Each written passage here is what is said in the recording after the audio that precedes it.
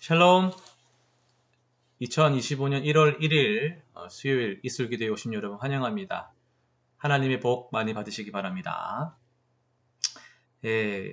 새롭게 통독이 시작됩니다. 맥체인을 이어서 또 할 텐데요. 올해도 통독하는 가운데 하나님의 은혜가 여러분 삶 가운데에 말씀으로 충만하게 넘치기를 간절히 기도합니다. 오늘 우리가 살펴볼 하나님의 말씀은 창세기 1장, 마태복음 1장, 에스라 1장, 사도행전 1장이 되겠습니다. 이 모든 본문들을 시작이라는 주제를 중심으로 살펴보도록 하겠습니다. 창세기 1장에서는 하나님이 6일 동안 세상을 만드신 내용이 나오죠. 처음에는 빛을 만드시고 하늘과 땅, 바다를 나누셨죠. 그 다음에 식물도 만드시고 해, 달, 별도 만드셨습니다. 물고기, 새, 동물들도 순차적으로 만드시고 마지막에 사람을 만드셨고 7일째는 안식을 하셨죠. 그게 이제 시작, 만물의 시작이 나오는 거고요. 마태복음 1장은 예수님의 가계도로 시작을 합니다. 아브라함부터 쭉 이어져서 다윗까지 쭉 나와 있죠. 그리고 마리아가 성령으로 임신하게 된 이야기가 나옵니다.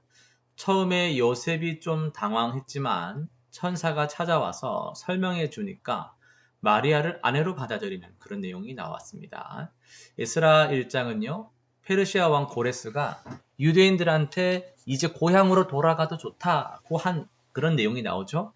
성전 재건하라고 금과 은그릇도 주고 여러 가지 도움도 주는 그런 내용이 나왔습니다. 사도행전 1장에서는 예수님이 하늘로 올라가시기 전에 제자들한테 마지막 당부를 하셨습니다. 제자들은 예수님 말씀대로 기도하면서 성령님이 오시기를 기다렸고 배신자 유다 대신에 마띠아를 새 제자로 뽑았죠. 결론적으로 보면 이 네 부분들이 다 시작이라는 주제로 이어지죠. 하나님이 세상을 만드시면서 시작된 구원의 역사가 예수님이 태어나시고 성전이 다시 짓고 또 교회가 세워지는 것으로 계속 시작된 것들이 시작되면서 이어지는 이 모든 일이 다 하나님이 계획하시고 이끄신 일들이라는 것이 참으로 은혜로운 말씀입니다.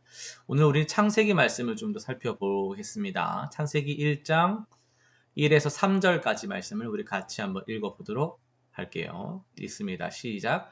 태초에 하나님이 천지를 창조하시니라. 땅이 혼돈하고 공허하며 흑암이 깊음 위에 있고 하나님의 영은 수면 위에 운행하시니라. 하나님이 이르시되 빛이 있으라 하시니 빛이 있었고. 오늘 우리는 성경의 첫 페이지 모든 것의 시작을 살피려고 합니다. 먼저 땅이 혼돈하고 공허하며 흑암이 깊음 위에 있었다는 말씀을 한번 보세요.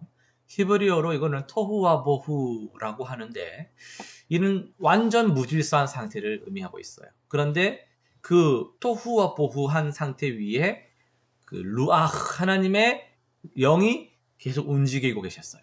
이것은 마치 어떤 상황과 같냐면 어미 새가 알을 딱 품듯이 하나님의 영이 딱 보호하고 계셨다, 품고 계셨다 이런 이제 의미가 됩니다.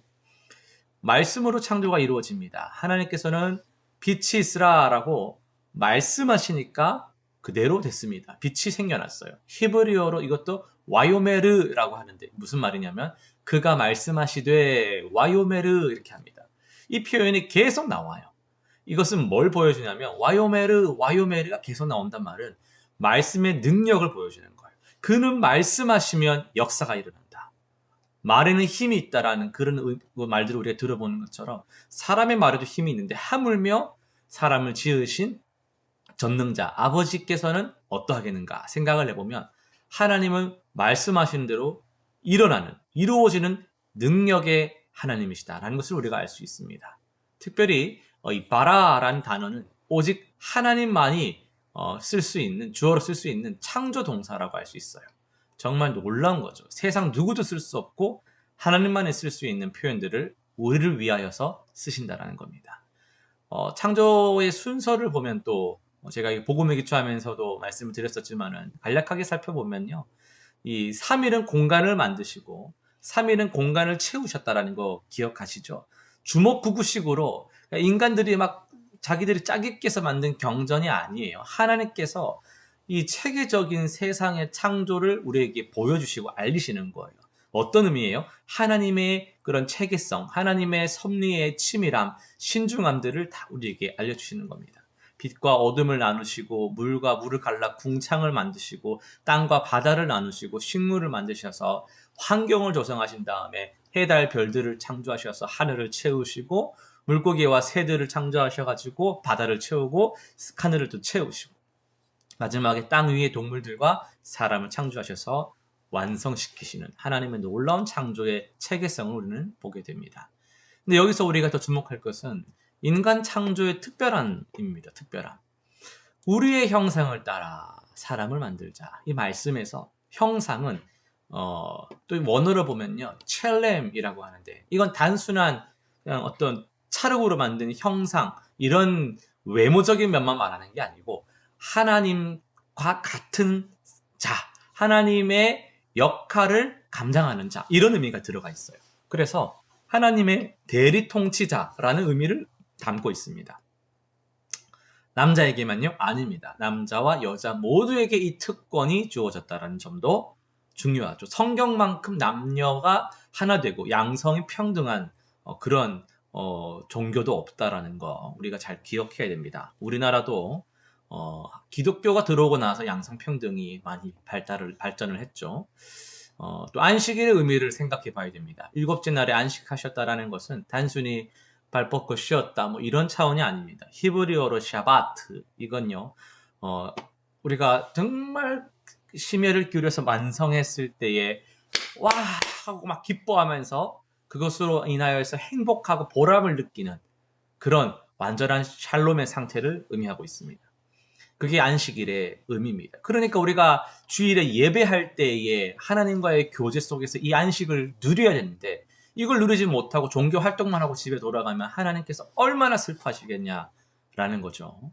우리 예배가 안식할 수 있는 예배가 샬롬을 누릴 수 있는 예배가 되어야 된다는 거예요. 그래서 우리가 샬롬이라고 인사할 때도 마음을 담아서 그 의미를 알고 그 하나님의 안녕하심이 샬롬이 당신과 함께하기를 바랍니다. 이렇게 축복하는 인사가 샬롬 에이레네이다라는 것을 꼭 기억하시면 좋겠어요.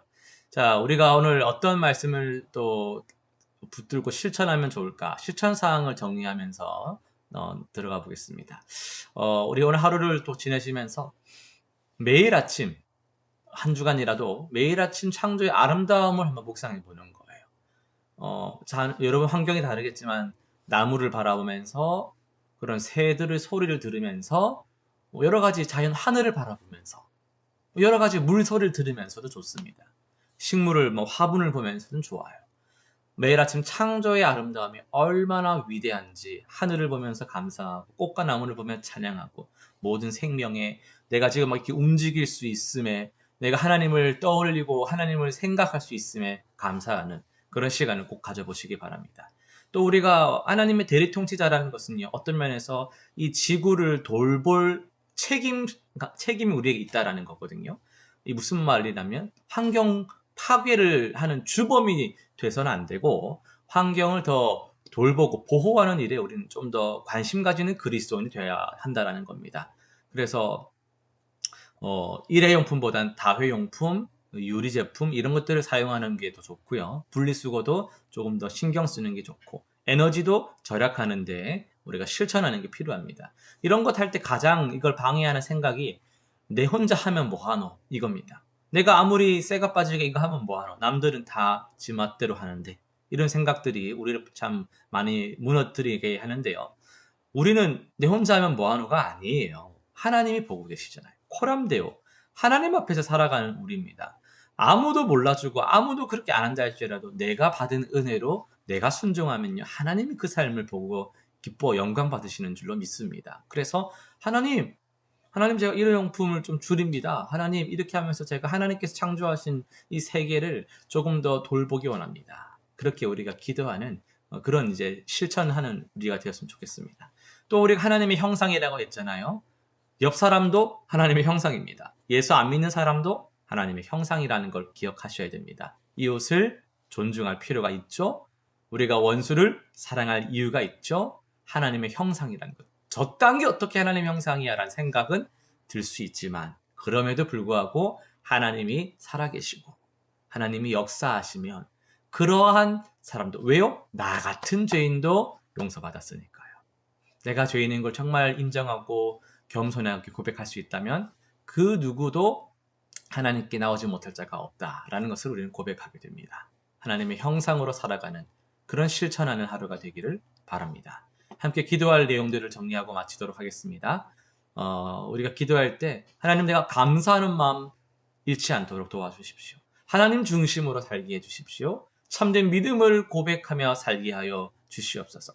쉽게 말해 하나님을 매일 인정하는 삶을 살게 해달라고 기도하는 여러분 되시기를 바랍니다. 또한 피조물을 올바르게 다스리는 지혜를 구합시다. 환경보호 아까 말했던 실천력 우리에게는 없습니다. 성령께서 깨닫게 하시고 지혜를 주시고 인내와 조절할 수 있는 절제를 주셔야만 할 수 있는 거예요.